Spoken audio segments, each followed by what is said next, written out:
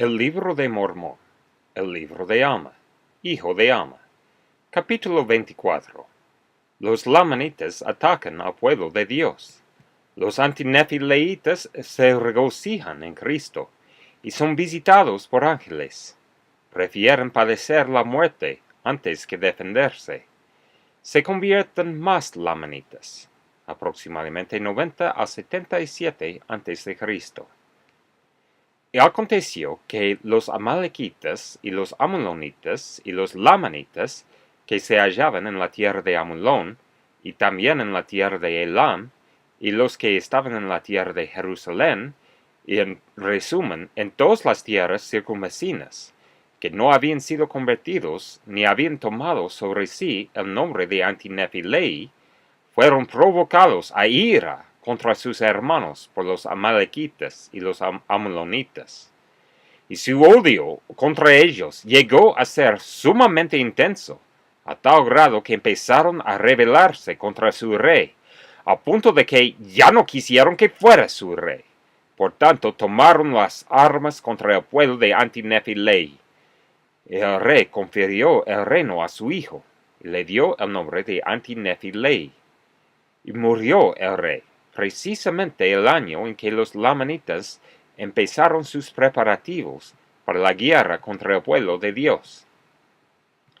Ahora bien, cuando Amón y sus hermanos y todos los que lo habían acompañado vieron los preparativos de los lamanitas para destruir a sus hermanos, se dirigieron a la tierra de Midian, donde Amón encontró a todos sus hermanos, y de ahí fueron a la tierra de Ismael, a fin de reunirse en consejo con Lamoni y también con su hermano Antinefilei, acerca de lo que debían hacer para defenderse de los lamanitas. Y no hubo uno solo de los que se habían convertido al Señor que quisiera tomar las armas contra sus hermanos. Ni siquiera preparativos de guerra quisieron hacer. Sí, y también su rey les mandó que no lo hicieran. Y estas son las palabras que dirigió al pueblo concerniente al asunto. Doy gracias a mi Dios, amado pueblo mío, porque nuestro gran Dios en su bondad nos ha enviado estos hermanos nuestros, los nefitas, para predicarnos y para convencernos concerniente a las tradiciones de nuestros inicuos padres.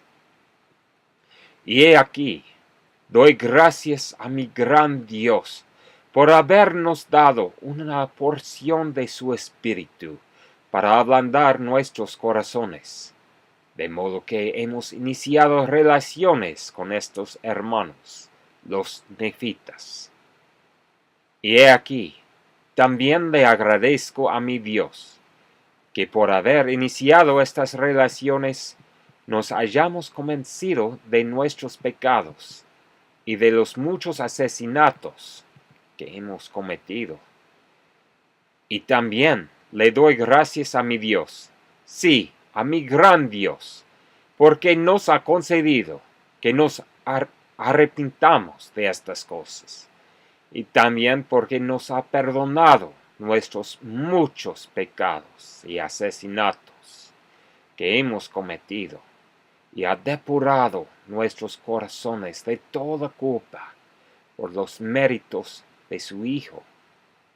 Pues he aquí, hermanos míos, en vista de que, por ser nosotros los más perdidos de todos los hombres, nos ha costado tanto arrepentirnos de todos nuestros pecados y de los muchos asesinatos que hemos cometido, y lograr que Dios los quitara de nuestros corazones, porque a duras penas pudimos arrepentirnos lo suficiente ante Dios para que Él quitara nuestra mancha.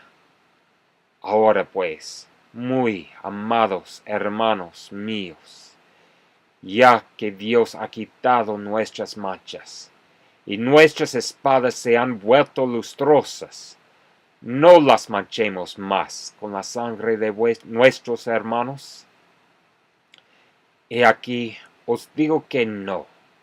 Retengamos nuestras espadas, para que no se manchen con la sangre de nuestros hermanos, porque si las manchásemos otra vez, quizá ya no podrían ser limpiadas. Por medio de la sangre del Hijo de nuestro gran Dios, que será derramada para la expiación de nuestros pecados. Y el gran Dios ha tenido misericordia de nosotros, y nos ha dado a conocer estas cosas, para que no perezcamos. Sí, nos ha dado a conocer estas cosas anticipadamente, porque Él ama nuestras almas, así como ama a nuestros hijos. Por consiguiente, en su misericordia, nos visita por medio de sus ángeles, para que el plan de salvación nos sea dado a conocer, tanto a nosotros como a las generaciones futuras. ¡Oh, cuán misericordioso es nuestro Dios!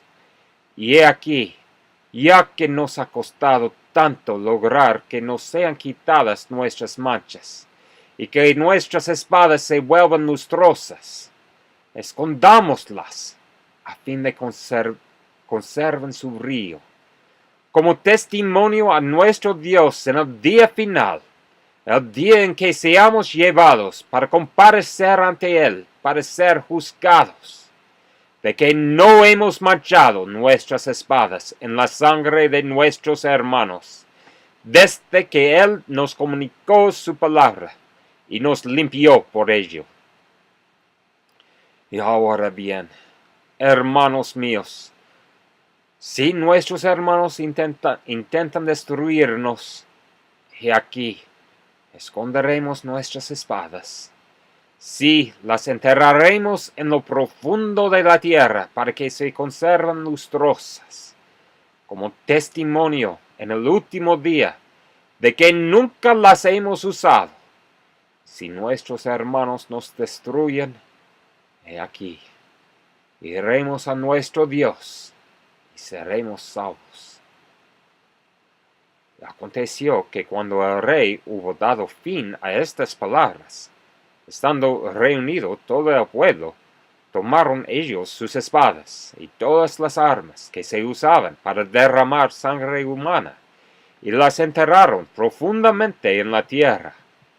E hicieron esto, porque a su modo de ver, era un testimonio a Dios, y también a los hombres, de que nunca más volverían a usar armas para derramar sangre humana.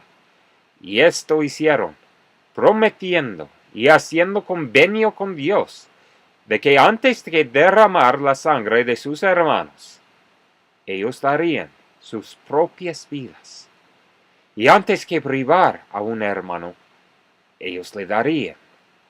Y antes que pasar sus días en la ociosidad, trabajarían asiduamente con sus manos. Y así vemos que cuando estos lamanitas llegaron a conocer la verdad y a creer en ella, se mantuvieron firmes y prefirieron padecer hasta la muerte antes que pecar. Y así vemos que enterraron sus armas de paz, o sea, enterraron sus armas de guerra y en bien de la paz.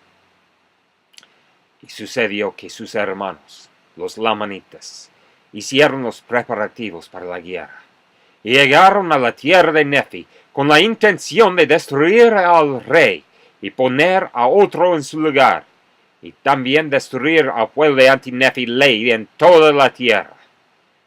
Ahora bien, cuando los del pueblo vieron que venían contra ellos, salieron a encontrarlos, y se postraron hasta la tierra ante ellos, y empezaron a invocar el nombre del Señor. Y en esta actitud se hallaban cuando los lamanitas empezaron a caer sobre ellos y a matarlos con la espada.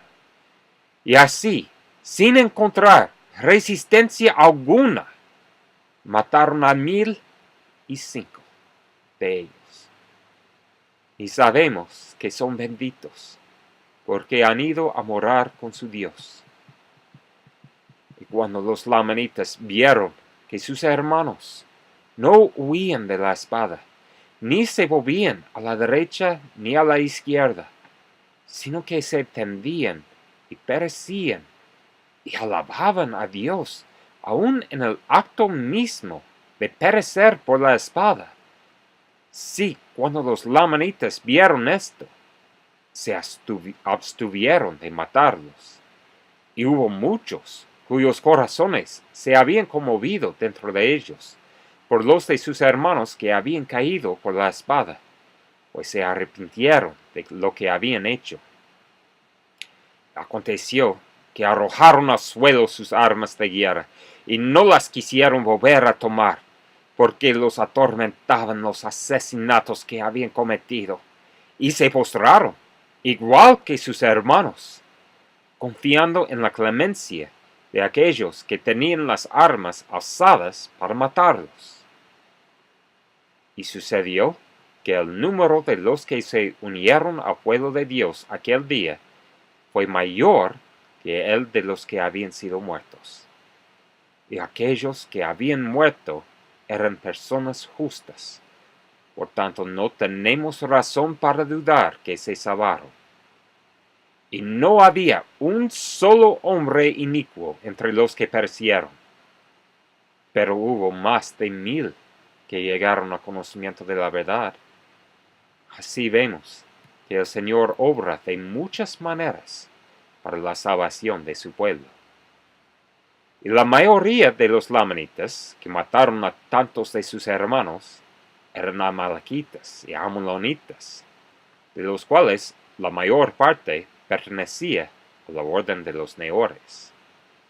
Y entre los que se unieron al pueblo del Señor, no hubo ninguno que fuese amalequita o ammonita, o que perteneciese a la orden de Neor, sino que eran descendientes directos de Lamán y Lemuel. Y así podemos discernir claramente que después que un pueblo ha sido iluminado por el Espíritu de Dios y ha poseído un gran conocimiento de las cosas concernientes a la rectitud, y entonces cae en el pecado y la transgresión, llega a ser más impedernido, y así su condición es peor que si nunca hubiese conocido estas cosas.